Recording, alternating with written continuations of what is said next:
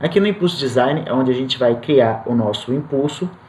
E começando aqui pelo Time Series Data, a gente pode deixar esse aqui que são os valores padrões. O tamanho da janela é basicamente um pedaço das amostras que a gente gravou mais cedo, que ele vai analisar ali e utilizar isso na classificação. A gente pode deixar assim, de 2.000 milissegundos, são 2 segundos, tá de bom o suficiente, bom tamanho. Aqui a gente adiciona o nosso primeiro bloco, que é o bloco de processamento. E como você pode ver, tem diversos tipos de blocos de processamento. Esses aqui são os originais da Edge Impulse. Você pode adicionar blocos customizados com URL aqui de alguém que produziu e deixou na internet aí livre, ou aprender aqui um tutorial de como criar seu próprio bloco e depois adicionar aqui com a URL do bloco que você criou também. Nesse caso a gente não vai fazer isso, a gente vai utilizar aqui esse primeiro de análise espectral. Ele é o mais adequado ao tipo de dado que a gente está utilizando e ao tipo de classificação que a gente quer fazer. Então, a própria plataforma da EdgePulse consegue reconhecer isso e ele já coloca essa estrelinha aqui que significa que é recomendado, né? Como a gente pode ver na coluna recomendada aqui, esse é o tipo de recomendado para o nosso projeto. Então a gente adiciona, lembrando que a gente tem o acelerômetro nos três eixos. A gente poderia desmarcar esse eixo Y aqui, já que a gente só usa o X e o Z, mas vamos deixar ele aqui também, não tem muita importância. Aqui é o nosso bloco de aprendizado, né? O método que a rede neural vai utilizar para aprender de fato a classificar as futuras amostras naquelas duas classes que a gente criou. Então aqui, para quem já entende alguma coisa de rede neural e machine learning, talvez reconheça aqui o Keras, né? Que utilizam bastante em Python e tal. Então a gente tem um modo de regressão do Keras e a gente tem um modo de rede neural de fato do Keras aqui em formato de blocos. Como vocês podem ver, também tem um recomendado, que é, no caso, esse aqui. Esse aqui do meio, que também é recomendado, ele é para detecção de anomalias. No caso da gente ter um exemplo que não seja nem de uma classe nem de outra, ele colocaria aqui na classe das anomalias e indicaria um grau de anomalia. Mas para esse nosso exemplo aqui não é necessário. É um exemplo bem simples, então não tem necessidade disso. Bom, selecionado o design do nosso impulso, agora a gente salva o impulso aqui. Ele dá uma mensagem aqui em cima, que foi salvo com sucesso. E agora a gente vai nessa outra aba aqui de baixo, do Spectral Features, que é nosso bloco de processamento.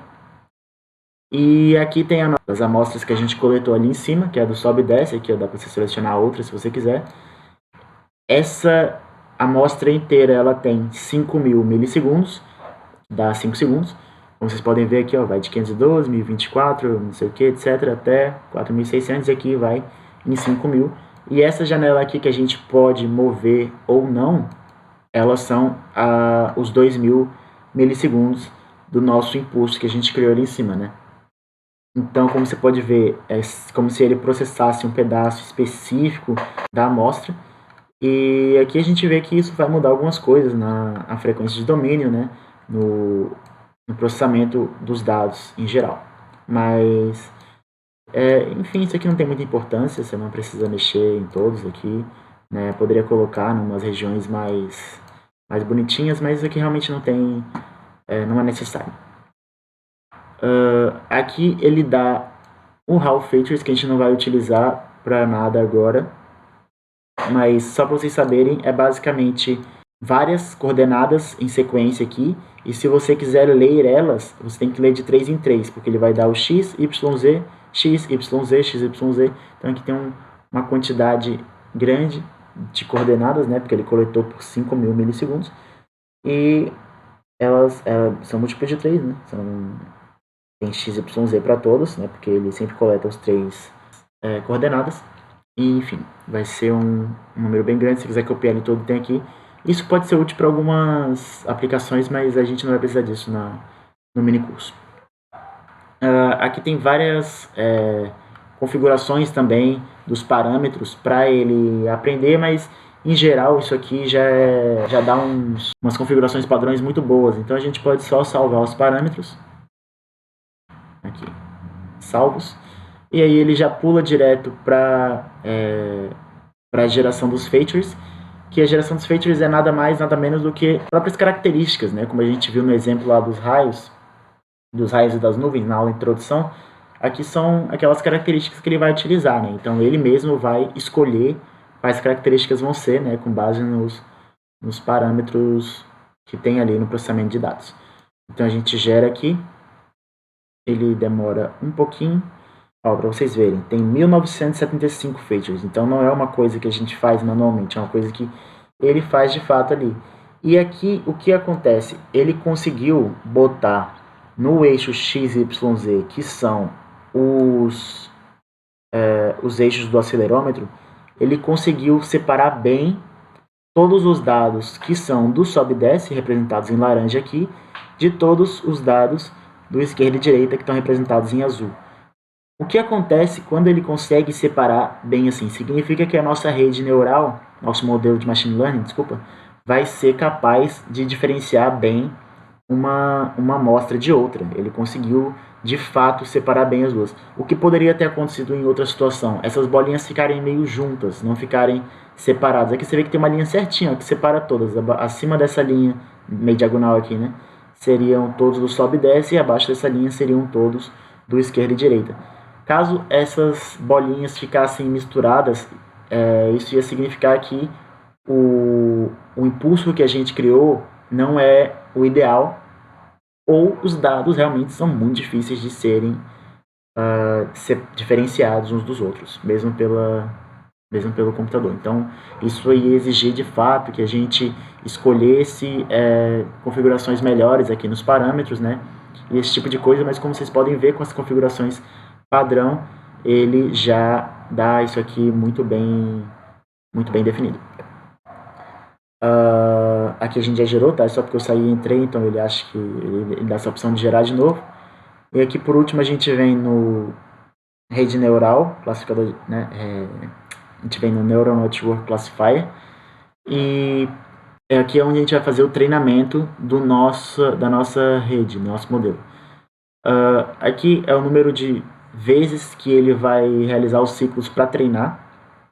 Então aqui também são valores padrões, e a gente pode deixar isso aqui do jeito que está. Esse learning rate aqui, isso é um valor interessante, porque se você quiser aumentar isso aqui é a taxa de aprendizado, né, se fosse traduzir de modo literal. Se você quiser, e ver que é um número bem baixinho, bem pequeno, né, 0,00005. Se você quiser colocar um número maior, ele vai funcionar melhor para os dados que a gente coletou, mas ele fica muito específico, e quando você vai treinar com dados reais, né, quando você for testar depois, como a gente vai ver, ele não vai desempenhar tão bem assim. Ele vai ficar como se fosse uma rede neural viciada, sabe? Ele vai viciar muito nos modelos que a gente mostrou para ele, nos exemplos que a gente mostrou para ele, e não vai desempenhar tão bem com exemplos livres, né, problemas de escopo aberto da vida real. Então aqui a gente pode deixar também igual no Spectral Features ali, o padrão, e mandar treinar. Ele aqui mostra, né, começou o treinamento.